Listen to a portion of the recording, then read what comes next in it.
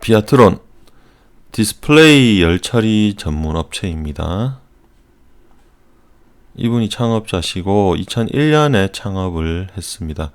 이분은 홍대 교수 재직 중에 창업을 했고 현재도 학교 홈페이지 보면은 교수로 되어 있습니다. 아직도 출강하시는 것 같아요. 이런 제품들을 만듭니다. 매출은 이런 식으로 발생됩니다. LG 디스플레이나 BOE에서 아이폰에 디스플레이를 납품이 많아지면 비아트론에서도 부품이 많이 필요하겠죠. 매출 변화를 보면 아몰레드 열 처리 장비는 22에서 15%. 근데 이 중에 보면 LCD는 27.2에서 0.29.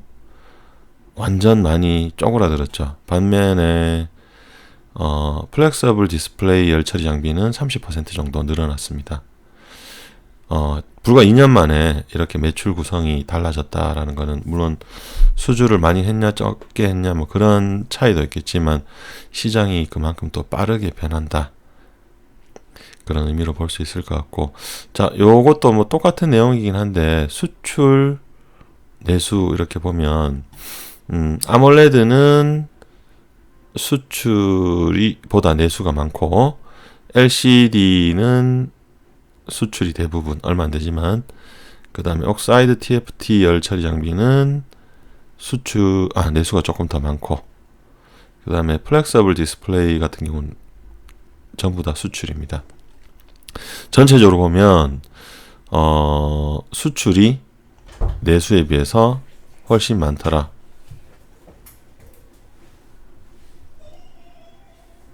플렉서블 디스플레이는 이런 식으로 말 그대로 굽어지는 디스플레이를 의미합니다. 제가 이 종목을 선택한 이유는 생뚱맞게 제가 검색 프로그램으로 쭉 보다 보니까 PER이 낮고 PBR 낮고 ROE 높고 그래서 한번 살펴봤습니다. PER은 지금 6 정도, PBR은 1.14, ROE는 2017, 11, 2018, 20, 2014년 이후로는 여기는 왜 빠졌는지 모르겠지만 한 10% 전후로 이렇게 나오고 있습니다. 주가 차트를 보면 2013년도에 조금 올랐다가 다시 14년에 떨어졌다가 16년에 피크를 찍었습니다. 자, 사업보고서에 어떤 내용이냐면 당사의 열처리 장비는 주문자 제작 방식으로 제작을 한다. 그리고 통상적으로 한 대 장비에 4개에서 7개 챔버로 구성되어 점점점 하고 250대 정도 제작할 수 있다. 그러면은 200대 정도 캐파가 250대면 200대를 만약에 생산했다. 매출이 1200억이다 하면 대당 수억에서 뭐 10억대 정도 가격이다라고 추측을 할 수 있습니다. 이런 식이죠. 주문 제작. 주 고객사는 BOE, CSOT, LG 디스플레이 뭐 이런 식입니다. LG 디스플레이 주가 흐름을 보면 2015년 피크, 17년 피크, 지금 많이 떨어졌습니다. 비아트론은 13년 피크, 16년 피크. 대충 모양은 비슷한데 약간 먼저 오르고 늦게 오르고 그런 차이는 있는 것 같고요. 세계 20위권 디스플레이 장비 업계를 보면 이 카논이라고 일본 업체지 싶은데 요놈이 되게 많고 비율이 높고, 그 다음 나머지 여기서부터 여기까지 노란색은 형광색은 전부 다 국내 업체들입니다. 이 중에 비아트론은 20위권 안에 2017년 뭐 2쿼터 기준으로 요 정도가 20위권이라고 보시면 될 것 같아요. 근데 마찬가지 장비 업체들도 이거 굉장히 중요한 내용 중에 하나인데 매출이 분기별로 보면은 차이가 많이 나죠. 그 다음에 요런 데 보면은 뭐 AP 시스템 이것도 국내 회사인데 76에서 329 엄청 늘어났어요. 반면에 되게 높다가 떨어지는 그런 회사들도 있고, 이 업종 자체가 수주도 해야 되고 첨단 업종이기 때문에 그 기술을 따라가느냐 못 따라가느냐에 따라서 좀 변화가 무쌍하다. 이거는 좀 알고 계셔야 될 겁니다. 태블릿 디스플레이 순위는 BOE가 뭐 제일 높게 그렇게 나오고, LG, 삼성 뭐 요런, 삼성, LG 요런 식입니다.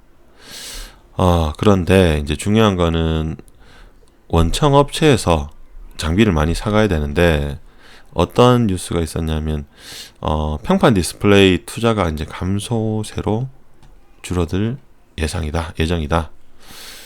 플렉서블 OLED 생산 라인도 내년 중 수요를 약 40% 정도 초과한다. 그러면 다 지금 초과거든요. 수요보다 공급이 뭐만 남았냐? 하이엔드 OLED TV 패널만 유일하게 공급이 부족할 것으로. 자, 그런데 뭐 며칠 전에 보니까 삼성에서 대형 OLED 사업을 잠정적으로 뭐 당장은 안 하겠다라고 선언을 했었는데, 어쨌든 여기만 공급이 부족하고 나머지는 공급이 우위에 있기 때문에 투자가 그렇게 막 폭발적으로 늘지는 않을 것 같습니다. 2019년 OLED 전체 장비 시장은 315억 달러 정도로 기대되고, 그 중에 한국, 중국 중에 중국이 조금 더 많이 투자를 할 예정입니다. 자, 그리고 유비 리서치 자료인데 투자 규모는 2018, 2019, 2020, 2021 조금씩 줄어들 것 같아요. 이렇게 예상을 하고 있습니다. 장비 산업은 수주 산업이기 때문에 매출이 어느 정도 예상이 가능합니다.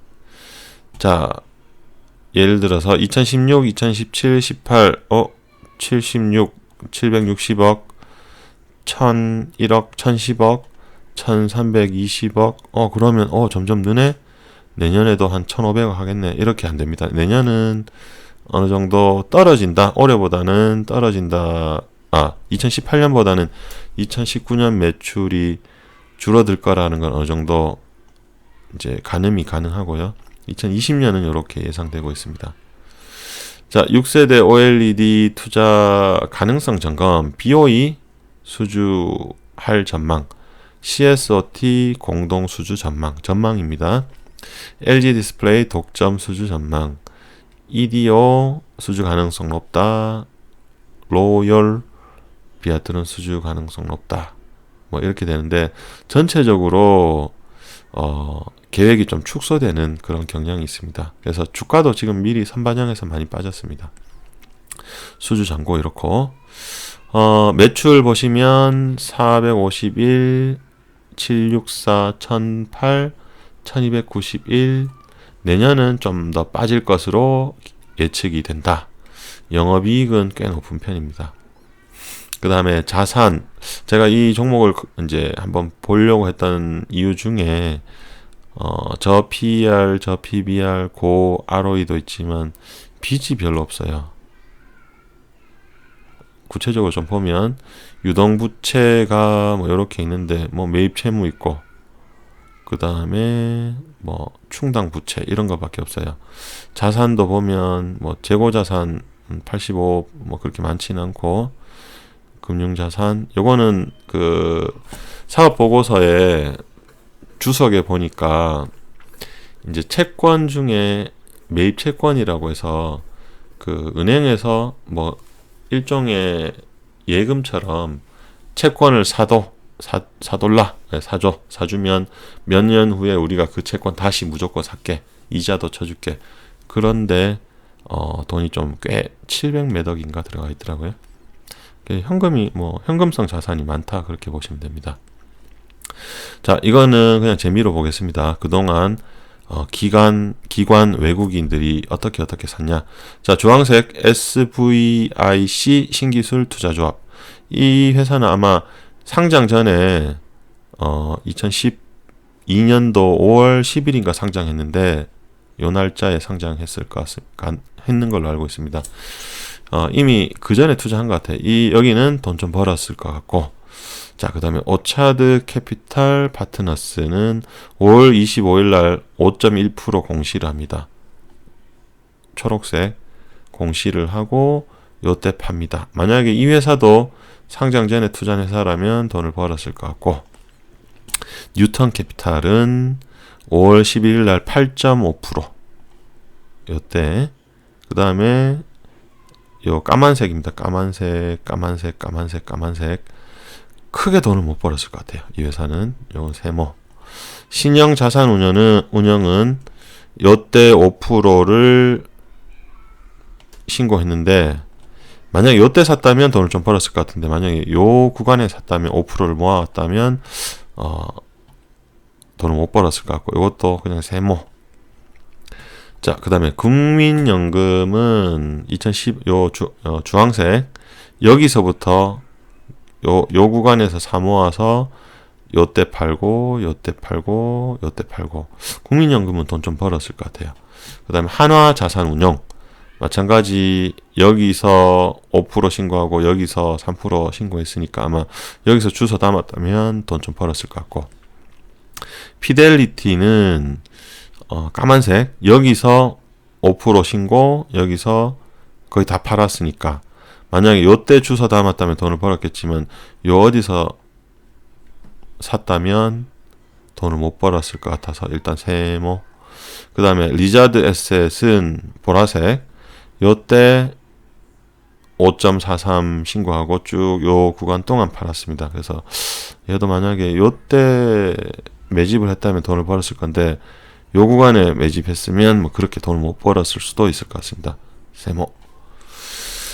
근데 별로 길지가 않죠, 보유 기간이 생각보다. 자, 특이점.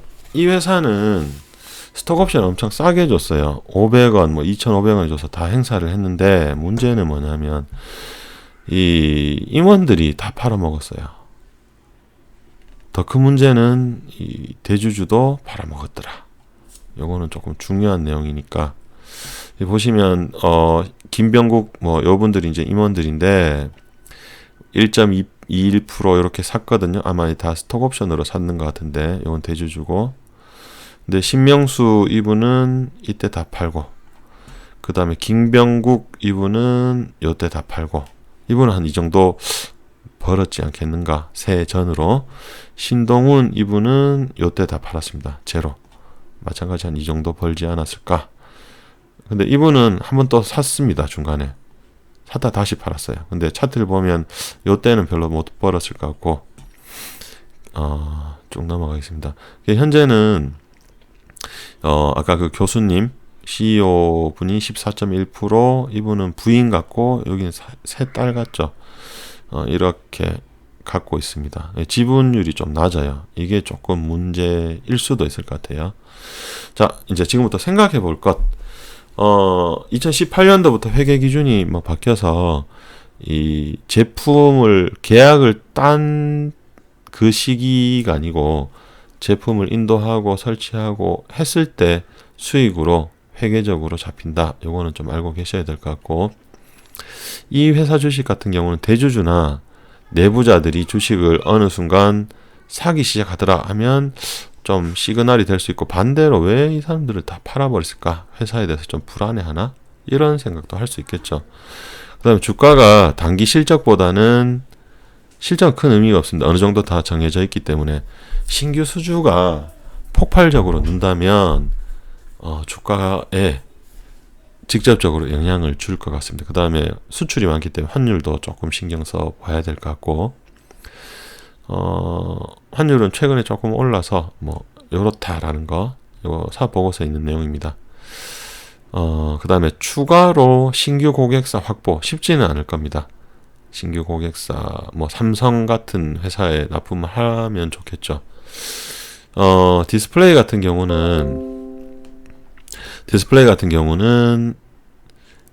장비를 개발할 때 원청 회사하고 어느 정도 협력이 필요하기 때문에 LG 같은 경우에 지금 뭐 새로운 장비 개발하면 이 회사하고 같이 뭐 이런 저런 이야기를 나누기 때문에 현실적으로 요 내용이 쉽지는 않을 거예요. 그리고 또 하나는 LG 위주로 이제 처음에 사업을 시작했다가 지금 뭐 중국 업체 팔고 이러면 LG가 좀 섭섭해하지 않을까 이런 생각도 할 수 있을 것 같습니다.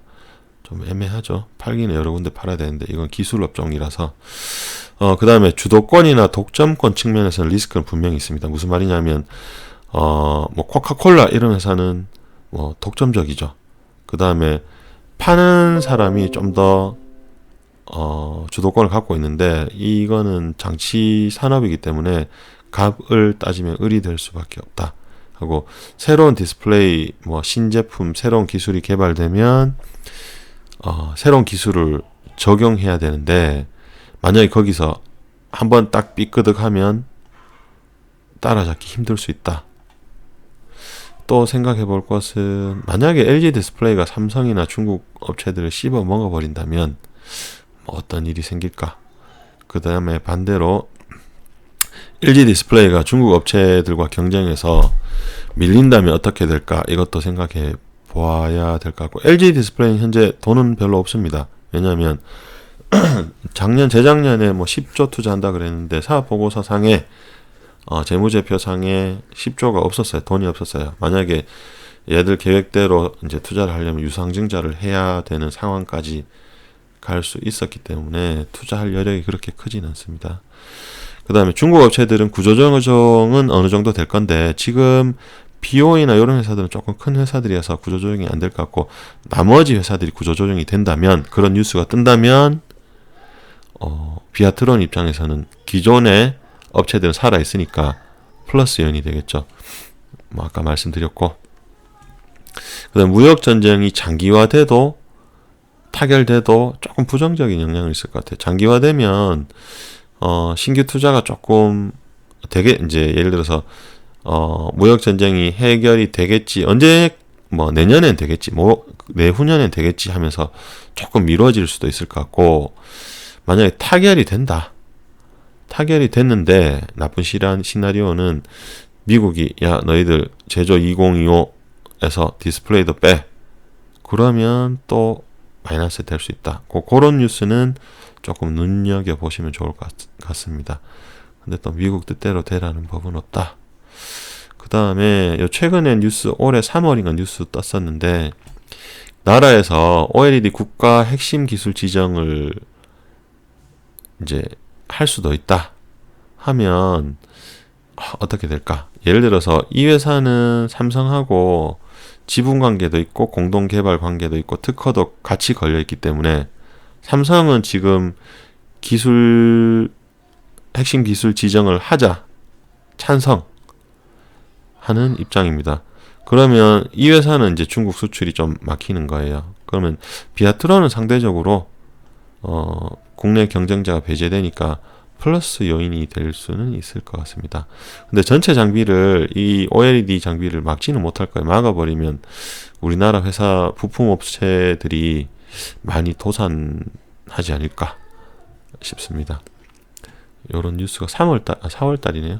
맞습니다. 해외 수출길이 막혀 국내 장비 산업이 고사할 수 있다. 지금 뉴스에 어느 정도 지금 현재 상황이 나와 있는데, 국내 디스플레이 장비 업체들이 이 같은 국가 핵심 기술 지정에 대해 반발하고 있는 상황이다. 삼성 디스플레이와 LG 디스플레이가 주도하는 국내 OLED 시장은 최근 업황 둔화로 대규모 투자가 이루어지지 않아 장비 업체들이 사업 부진을 겪고 있기 때문이다. 자, 10년 후에는 이 회사가 어떻게 되었을까? 신제품 사이클이 짧고 장비 업체이기 때문에 리스크는 분명히 있습니다. 요거는 알고 좀 투자를 하시면 좋을 것 같고, 그리고 디스플레이 산업은 어느 정도 사이클이 있기 때문에 사이클 관점에서 접근하는 것도 괜찮을 것 같습니다. 내년에 매출이 빠지고 내후년에 조금 올라온다면 내년 언젠가에 좀 저점이 있지 않을까. 근데 중간에 뭐 수주라든지 다른 어떤 변수들이 생기면 주가가 또 위아래로 출렁할 수 있겠다. 그 다음에 추가적으로 제가 이 종목을 보다 보니까 매출이나 거래처 측면에서는 비아트론보다 더 매력적인 괜찮은 그런 동종업체들도 있더라고요. 그 다음에 지금은 가격은 어떤가? 최소한 고평가 구간은 아니다라고 그렇게 좀 표현을 할 수 있을 것 같습니다. 그 다음에 2019년 매출은 현재 주가에 어느 정도 반영이 되어 있다. 그리고 아까 말씀드렸지만 이런 회사들은 리스크가 분명히 있기 때문에 내가 갖고 있는 자금의 일부만 투자를 하시기를 권해드리고, 그 다음에 처음에도 말씀드렸지만 그런데 굳이 이 종목을 왜 생뚱맞게 선정을 했냐, PER, PBR이 조금 낮고 ROA가 높고 그 다음에 재무가 좀 양호해서 그렇게 제가 오늘 한번 살펴봤습니다.